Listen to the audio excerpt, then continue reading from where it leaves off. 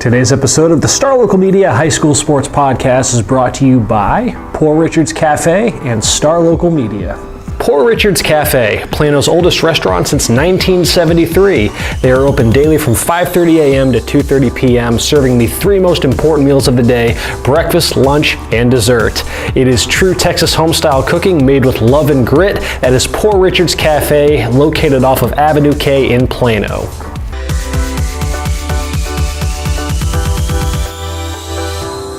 Welcome to another episode of the Star Local Media High School Sports Podcast. My name is Matt Welch, sports editor at Star Local Media, and I am being joined by Justin Thomas and Taylor Ragland. You know, guys, since August, we've talked football, volleyball, boys basketball, girls basketball, boys soccer, girls soccer, softball, even mixed in a little like wrestling and such. Today, though, is the first time, and Taylor, this is your time to shine, buddy. We're going to talk baseball. Taylor's had to suffer through a lot to get to this point. I know he's been a trooper, but yes, we finally got it. We finally made it. So we're going to, devote this podcast to dipping our toes into the baseball waters for the first time. We're, I guess, a week into district play for the majority of our districts. So, what are just some early observations just throughout the landscape, be it a trend you've noticed with a certain team or a district? Let's talk baseball. And Justin, we can start with you, because when I think, baseball in our coverage area, typically somebody that you're covering is bound to do pretty good. Mm-hmm. So, what is out in District 66A? What have been some early impressions on how that district is unfolding? Well, I think the biggest probably takeaway from the first weekend is, like we just talked about recently on the softball podcast and other podcasts, just a clear demarcation between the LISD and Coppell programs and the Irving programs. Mm-hmm. So you have Flower Mound swept Lewisville, and then you had the other three, Coppell, Marcus, Hebron, all get sweeps over the Irving programs, and not very competitive scores or anything either. So one weekend, and I think you can already pretty safely say this is going to be a 5-team race for 4 playoff spots, and I don't think the Irving schools are going to be able to kind of hang in there. The thing that stood out to most to me is just kind of the pitching performances that you saw in this district last week. So I'll just kind of roll through each team and just, pretty much every team that went 2-0 had some kind of dominant pitching performance. And I'll start in Flower Mound at the game I was at Friday, where Texas signee Austin Wallace set the Flower Mound program record with 18 strikeouts. Wow. In the win over Lewisville. He had 8 in the first 9 innings. I think something like 7 or 8 of his strikeouts, he didn't even throw a ball in the count. They were either 3-pitch strikeouts or 4 pitches with a foul ball or something. So he was just tip-top form, and for those that aren't really familiar with area baseball, Flower Mound has pretty rich history of pitching talent. So holding the strikeout record there is no small feat. And I know he's the son of Coach Danny Wallace, so I know he's been around the program a long time. So I know it was a real big deal for him to get that record in front of some of the guys that he was in the dugout with when they won the state championship back 4 or 5 years ago and stuff like that. So, that was an 8-1 win for Lewisville. Matt Marlowe had a big bases clearing triple with the bases loaded to kind of break that one open. Cam Brown got the win in the first game. He had 10 strikeouts in a complete game effort. They won that one 6-2. So good start for Flower Mound. Looking to bounce back after shockingly not making the playoffs last year for like the first time ever. So good start for Flower Mound. You have Hebron. They got a sweep of Nimitz. They won 5-0 and 9-3. Jackson Weber, he gets a complete game, 1-hit shutout with 13 strikeouts. Dalton Balma went 2 for 3 with a couple RBIs. And then Drake Boggin and Johnny Follette combined, they didn't give up any earned runs. So no earned runs for Hebron in their sweep of Nimitz allowed. When you look at Coppell, they just ruled MacArthur. They won both their games by one rule. 1 run allowed. Porter Hardcastle had a no-hitter with 7 strikeouts over 5 innings to open that one. And then Nick Vernars looked like he had a pretty good outing in the second game for the win there. And then to round things up, Marcus gets a sweep of Irving. They win 14-0 and 8-3. In that one, Tyler Morgan, he only goes 5 innings because it's a run rule, but he struck out 11 and threw a 1-hitter. And then you had Blake Mayfield pitching a shutout with 7 strikeouts over 6 innings. So just dominant pitching performances all around in this district. And a lot of these are kind of new names that you didn't really hear a lot from last year. So it looks like a lot of these 6-6A teams have really replenished themselves on the mound. Whereas you've got a district like 6-6A where you feel like you already kind of know where the district is going to start trending. I feel like over a 9-6A, and maybe it might have something to do with just the home and home format, but I feel like we're still going to need a few more weeks before we really have an idea as to where the strength is in this district. Just because, I don't know, it's and that's the one thing about, I guess, the home and home versus the round robin format, is because you just don't know. Like you might have an 0-4 start, but it might be because you played what winds up being the two best teams in the district. Well, I mean, you look at Plano East in 9-6A, you get Boyd to start, and then you go against Prosper, and then you get Allen. Yeah. So your first 6 games, 3 series against arguably 3 teams that I think we had in the postseason. Yeah. So I mean, it's where you line up, I guess, but at the same time, there's no breaks for some of those teams. So far, just at the very least through 1 week of play, you have Prosper, Boyd, and Allen. They swept their respective series. They're 2-0. You had Plano West and Jesuit splitting 1-1, and then Plano East, Plano Senior, and McKinney at 0-2. Plano West and Jesuit, to get a split there, I mean, with the momentum that the Rangers had coming into district, and we still feel like that's going to be one of the better teams in this district, but for Plano West to show what they did in that district opener, just talk a bit about just the significance of that victory. Well, I mean, it's Jack Hatcher. I mean, it's not really any surprise. They have, a Baylor commit, Jack Hatcher coming back, probably Baylor signee at this point, I guess, as a senior. But he went six complete, 100 pitches, 6 strikeouts or so, I think, in that win over Jesuit to open district play. Danny Davis came in, and a little rocky cleaning up the last inning. Jesuit, that's when, all 3 runs came across, pretty much right there at the end. But for West, it's going to be a story of what they have behind Hattrip. For a lot of teams, especially on, the baseball side of the diamond, I guess, so to speak. Because in softball, you could ride somebody like Jack Hattrip every game, like Tatum Boyd does for Plano West, but you can't really do that in baseball. So it's who's going to come out for West, on the nights that Hattrip isn't pitching, and how is this lineup going to adapt to losing a bunch of key pieces. It's a very different lineup for West, because last year you had Jack Sigris, Nelson Vera, Alec Bonacera. You had guys that were, wall bangers and double machines and gap-to-gap guys, whereas now it's all team speed, manufacturing runs, which is what they did against Jesuit when they won. They took advantage of some mistakes, some walks, some errors, jumped out to a 4-0 lead early, and Hattrip, you spot Jack Hattrip 4 runs. That's pretty good. That's a pretty good situation to be in. So, you bring back Ryan Franca, Hattrip himself in the lineup. Jacob Stevens, the right fielder, hits toward the bottom, but very fast, kind of almost like a secondary leadoff type, depending on where he hits any given inning. But yeah, it's really just going to come down to who they have behind Hattrip. And Luke Douthit is perfectly serviceable. In his start, he went 4 1/3, struck out 5, gave up 4 runs on 3 hits. I don't know if any of them were earned. So, he'll give you a chance to win. Danny Davis as a reliever will give you a chance to close some ball games, but it's going to be game in and game out who they have behind Hattrip and how that lineup shows up without a guy that can just hit a bomb out of nowhere, pretty much. That's kind of a similar storyline to how things are materializing out in Allen. Yeah. Just finding the pitching depth beyond Brett Tanksley, who, Allen knows what they have in Tanksley. This was a kid who was named first team all-district as a freshman, one of the only time during head coach Paul Coe's tenure that he's rolled with a freshman for his district opener. I mean, so that's how quickly Tanksley was able to rise to prominence, and he's right in that same spot this year. He's the ace, and the question is now, where's the depth going to come from behind? And leading into the district opener last week, Allen was kind of uncertain as to what it was going to, where it was going to be turning. Coach Coe dropped 5 to 7 different names that were all in the mix for that number 2 spot on Friday. And after Friday, I was at that game when they defeated Plano 6-3.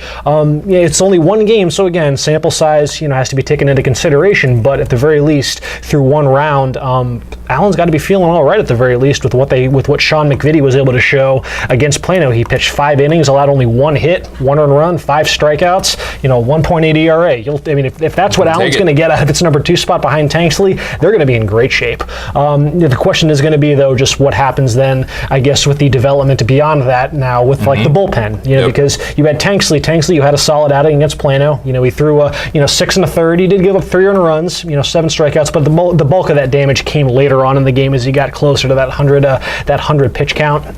And then, but yeah, I mean, you look at their bullpen, in the first game against Plano, they allowed 2 hits over the final 2/3 of that 7th inning. And then on Friday's game, the bullpen was called upon for the last 2 innings against Plano. They allowed 4 hits, 2 earned runs. So still got to, tighten up some things there, but obviously it's still early. But nevertheless, though, Allen off to a 2-0 start. 2 games that kind of materialized in very, very identical fashion, and that's kind of now with, to segue to Plano.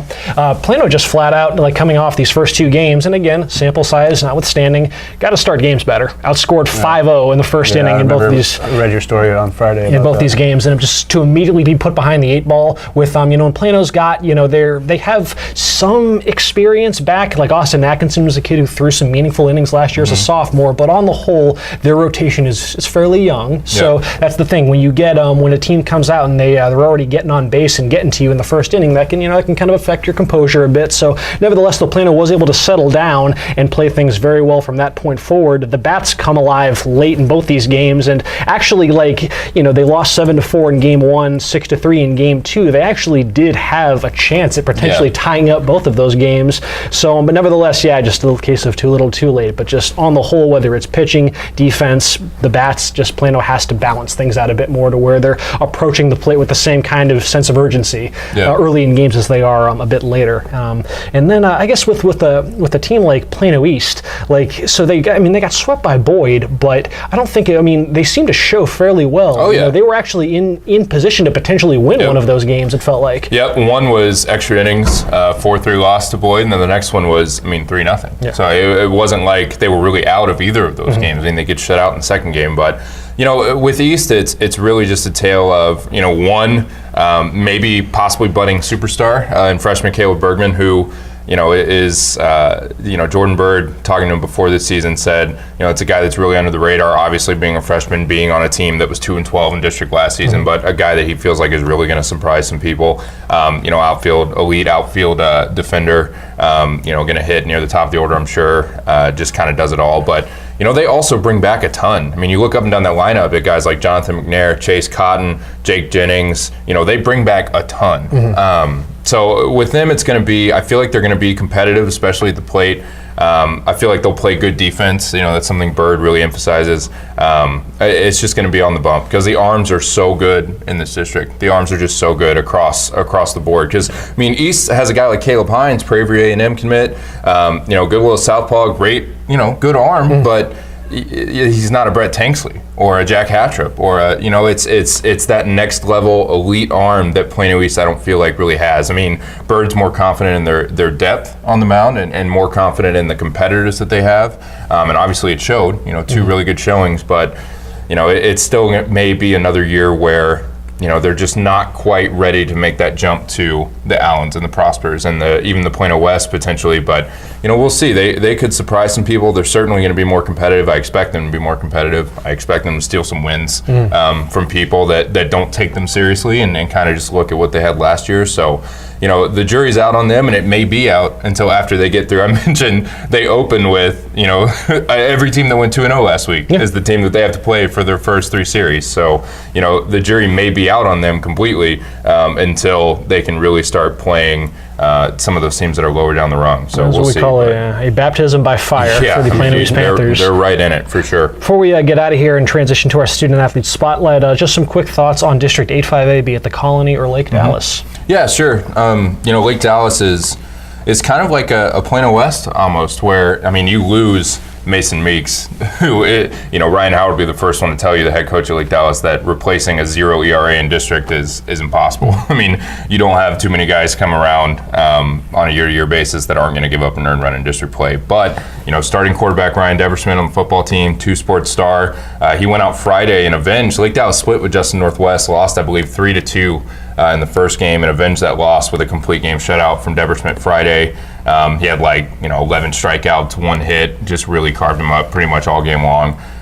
So it's going to kind of be that same story. It's going to be who's under, Deversmit's going to be a competitor and give you a good outing. It looks like every Friday if he's going to be their Friday guy. They bring back a ton from their lineup. 1 through 5, I believe, are all returning, and 1 through 4 in the spots where they hit last year. So they're going to score some runs. They're going to play some good defense. They're going to get a good outing every Friday out of Depperschmidt. It's who can come out on Tuesday. And Cade McCollum, who kind of filled that role in the 3-2 loss, had a totally fine outing. He went 5 innings.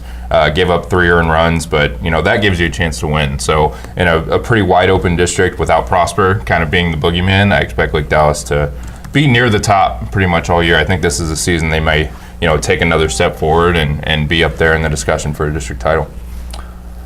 The Colony, they were coming off last year. They won their first playoff series ever, but they lost some pretty talented players from that team. And when we did our little predictions, after we tabulated all the votes, we actually had them missing out on the playoffs. I think part of that was because they kind of struggled during non-district, really juggling some things and looking to try to find some pitching and stuff. But one of the teams I think everybody picked to make the playoffs was Little Elm, and the Colony actually got a split with them in the first series. So a real good start for them. They actually could have got the sweep. They were up 2-1 after 6 innings in the first game and gave up 3 in the 7th to lose 4-2. So, they were 3 outs away from coming out and sweeping Little Elm. Shea Hardis pitched very well in that first game, 9 strikeouts, 6 innings, and then Little Elm took advantage of some mistakes and put up a 3 spot in the 7th to get the win. But then Austin Price comes right back for the Cougars and puts on a dominant effort. Mm-hmm. And, this pretty big series. There are going to be a lot of big series in this district actually. Yep. But 10 strikeouts, 4 hits, 1 run in a complete game. They shut out Little Elm, or they beat them 2-1. So really good start for the Colony there. Because a lot of the expectations, I guess, were kind of down, at least from some of us. So getting a split with Little Elm is a good way to start. One school that Lake Dallas and the Colony are plenty familiar with, and I'm sure there's probably some internal relief to not have to deal with this program anymore, is Prosper. Prosper is now wreaking havoc on District 9-6A, and we'll get to Prosper in a bit. But first, they're the subject of our student athlete spotlight. Brian Murphy had a chance to swing by and talk with one of their standout bats, Luke Johnson, on the Eagles' strong season, his big year, and we will see what he had to say after a word from the sponsor. Today's podcast is brought to you by Star Local Media. 14 newspapers and websites with a print distribution of 270,000 homes and monthly page views of 600,000 online. Star Local Media, your community voice for news. And now, let's get back to the podcast.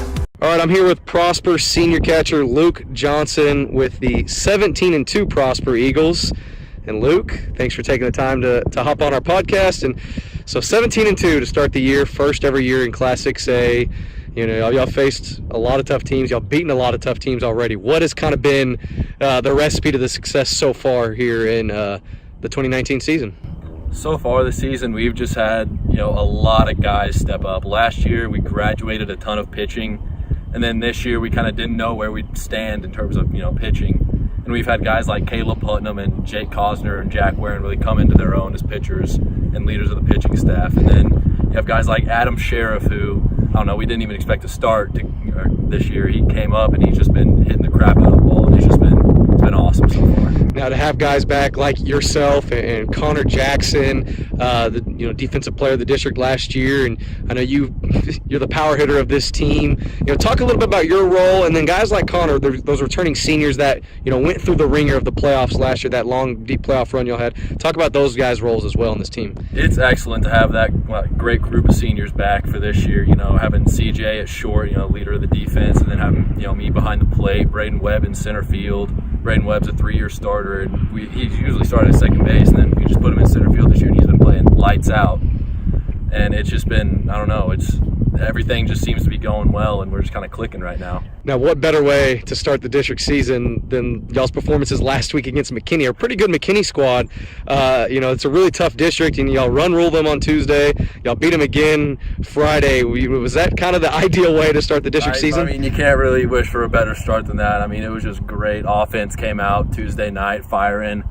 Friday kind of took us a little while to get going, but, we eventually got there. And pitching, again, outstanding. Jake Cosner almost threw a no-hitter. Putnam came out, threw lights out on Tuesday. It's just been great. Now, this is y'all's first season in Class 6A. Did y'all kind of come into the season kind of feeling like underdogs, or knowing that y'all kind of had a target on y'all's back, knowing that y'all have had so much success in 5A, and y'all face a lot of 6A teams in non-district over the past few years? So kind of what was that mentality like coming into the season officially your first year in 6A? To us, we're never really the underdogs in our own minds. We were always expecting to win.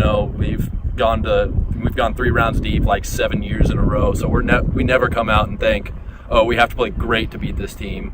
We just think we can play our game, and then 6A, as you said, we've been playing 6A since forever, and we've been beating 6As since forever. And when you got teams like Jesuit and all the competition we've played in tournaments, it's been fun, and it's been good to see how we've continued success. Y'all went 5 rounds deep in the 5A playoffs last year, lost to Forney. They had 2 stud pitchers. That was a really good team. One of those guys got drafted by the Rangers, so pretty self-explanatory there. What did y'all learn in that deep playoff run? Granted, even though it was in 5A, but what did y'all learn from that, and then the way y'all lost in the 5th round? You can never get too comfortable. We won game 1 against the guy drafted by the Rangers, and we knew that if we beat either Childress, the guy that got drafted, or Engler, we'd probably coast to a victory. Then game 3, they bring out a guy that's 88 with a nasty slider, and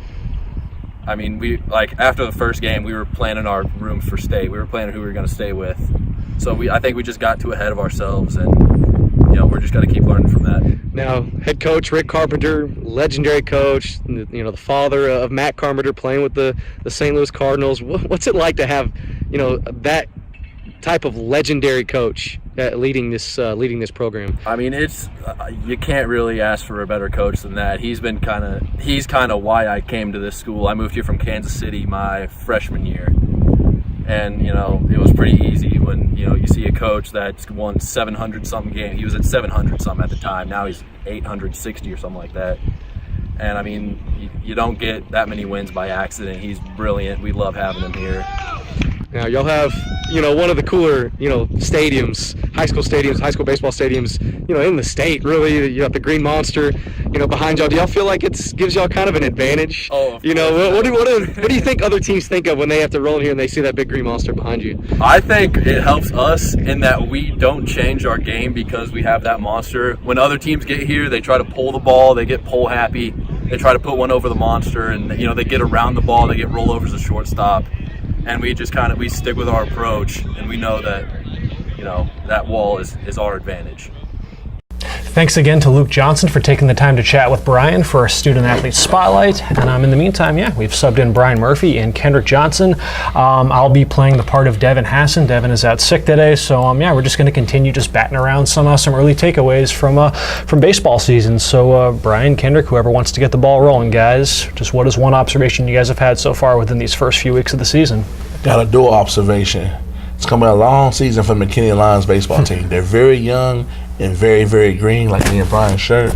Happy St. Patrick's Day. But those dudes from Prosper are legit. When they come to your town, they have the swag and confidence at a 15. They expect to win, and they put on a show. Now, what were you saying about Rick Carpenter before that we came on? If you didn't know the dude was a legend, just talk to the guy. A, he knows his stuff.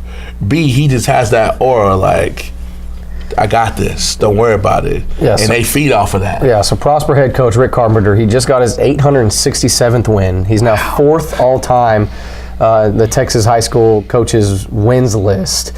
He has state championships at Fort Bend Elkins. He has a state title at Prosper back in 2015. And this team very well could win a state title this year. They are loaded. This team in 5A, if it wasn't for those 2 studs at Forney, those 2 pitchers that were off to A&M, one got drafted by the Rangers. If it wasn't for those 2 guys, they would have gone to the state tournament last year. That's how good they were, and they returned so many of their guys this year. They just demolished McKinney in 2 games, outscored them. 4 hits. No, they had 4. They had 3 in the game 1. They had 1 on Friday, and got scored 17-0. And they got run ruled Tuesday night, the game I was there at Prosper. So that was an early game for me. I got to get in bed early that night, get some rest, thanks to Prosper's dominance. But man, go ahead. Who's the lefty? Cosner? Yeah, Cosner. He was salty. He had a nice, good. He could mix in his slider with a good fastball and change up, and lost command of his fastball and still threw a one hitter.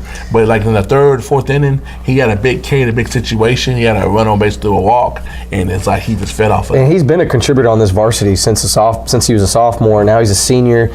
You have guys, they have so many returners from last year. You have the district's defensive player of the year from a year ago at shortstop, Connor Jackson. You have Luke Johnson, a first-team all-district player. He had 5 home runs last year. He bats cleanup. He's a monster who I just spoke to in our interview. Braden Webb, Jax Alley, Tate Starks. A new guy that they have batting third, Dalton Davis, transferred from Frisco Independence. He moved to Prosper. I saw him hit a home run that didn't count against McKinney due to a balk. So the play was called dead before the pitch, but technically they didn't know that because he smacked a home run. There was a lot of confusion. The next pitch, hits it in the same exact spot, just a few feet short off the top of the green monster that Prosper has out there. Consistency, right? It is. So it was like, I talked to Coach Carpenter after the game about that. I was like, man, how impressive was that? That at bat right there.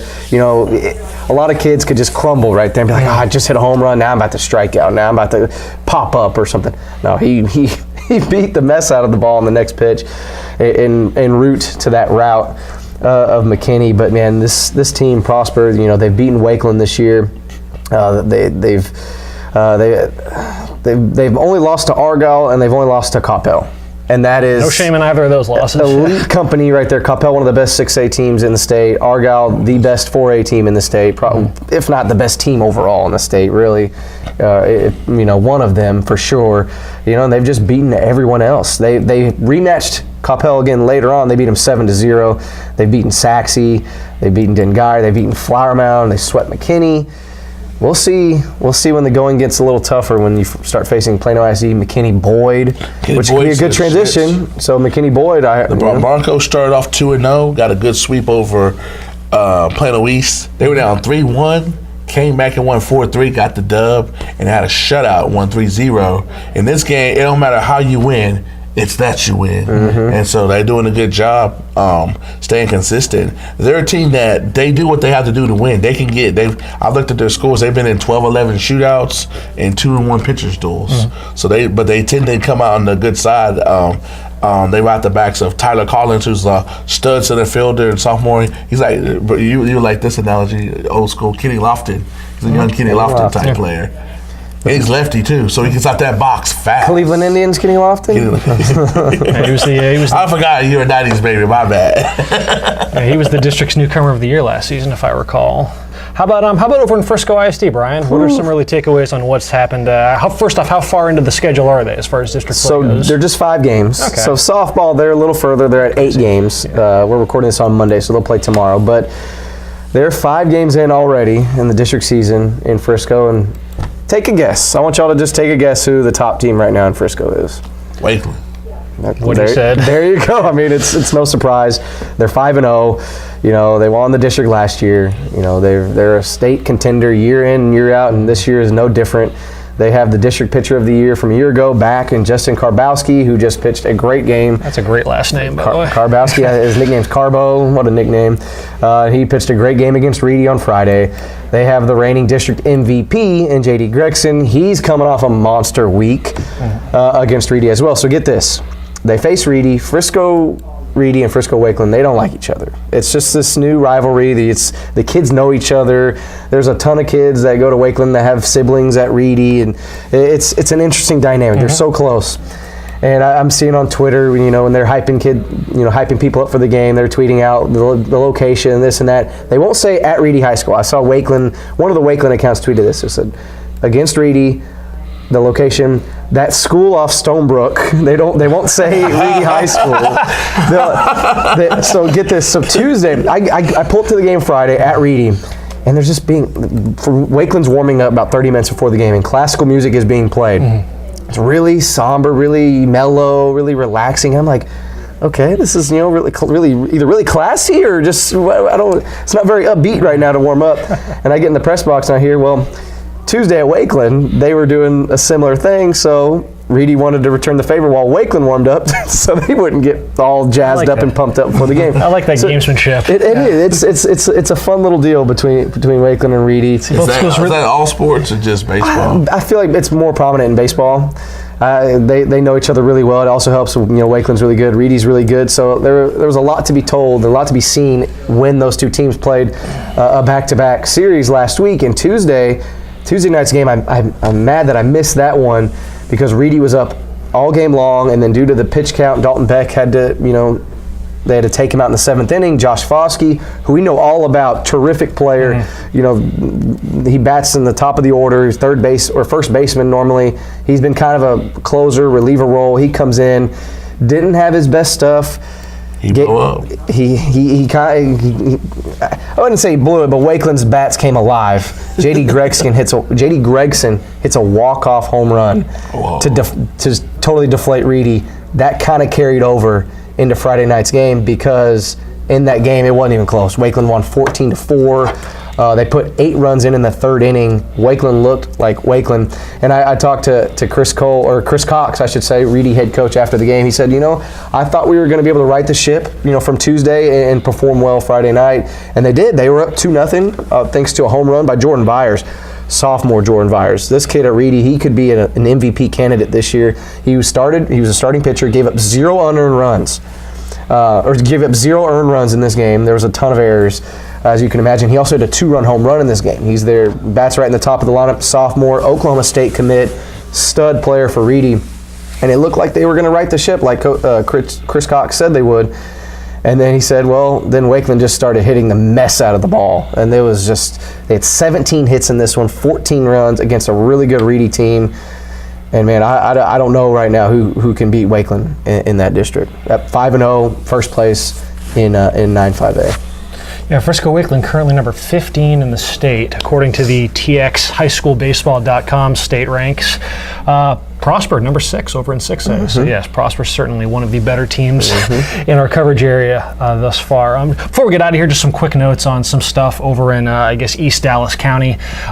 Sachse, your alma mater, Brian. Yeah. Keep an eye on Sachse. Sachse's they've got a ton of experience back this season, and you could see, it was a kind of an up and down non-district schedule. At one point, they strung together an 8-game winning streak, but immediately followed that up with a 4-game losing streak. They have since righted the ship a bit to begin district play in District 10 6A with wins over Wiley 5-0, Naaman Forest 13-3, and just some of the contributors to that start. You have the Cromer brothers, Cameron and Chase Cromer, Chase bats lead off, Cameron bats second.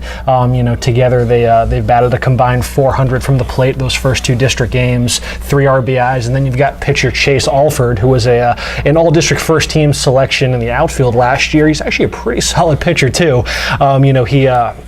In addition, he went from 2 of 3, 2 RBIs from the plate against Naaman Forest. Against Wiley, though, he got the start through a complete game and allowed 1 hit. So, some promising stuff from Sachse to begin. Interesting to see how that district shakes out. It's not like in softball, the softball iteration of that district where you have Wiley, which is just far and away the best team in that district. You have a team like Sachse that could make a legitimate push towards a district championship. And then over in 11-6A, some early bragging rights within Mesquite ISD. You have Horn off to a 2-0 start after sweeping the rival Mesquite Skeeters last week. 2 very low-scoring games, 4-2, and then 1-0. The 4-2 victory for Horn that came a week ago on Monday, courtesy of a 3-run 6th inning by the Jaguars. A strong performance for Rob Demons, who had 2 RBIs in that one, another great last name.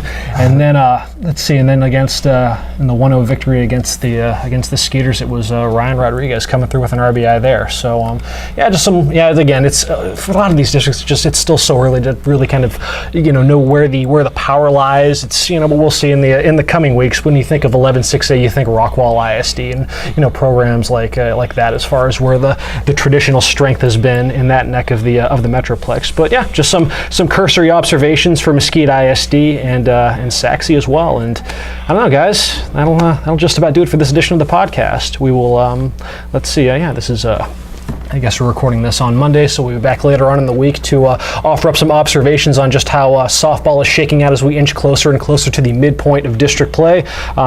Brian, Kendrick, Taylor, Justin, appreciate everybody for tagging along for this edition of the podcast. Folks, hey, you enjoy your week. We will talk to y'all later.